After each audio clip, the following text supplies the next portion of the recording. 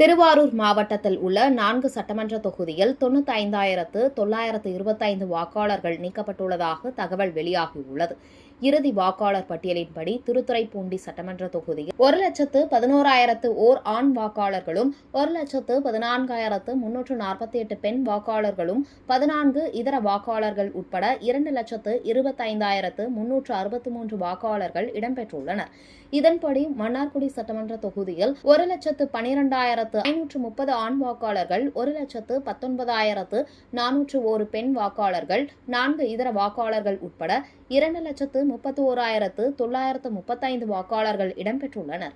மேலும் திருவாரூர் சட்டமன்ற தொகுதியில் 1,26,054 ஆண் வாக்காளர்கள், 1,31,818 பெண் வாக்காளர்கள், 20 இதர வாக்காளர்கள் உட்பட 2,57,892 வாக்காளர்கள் இடம்பெற்றுள்ளனர்.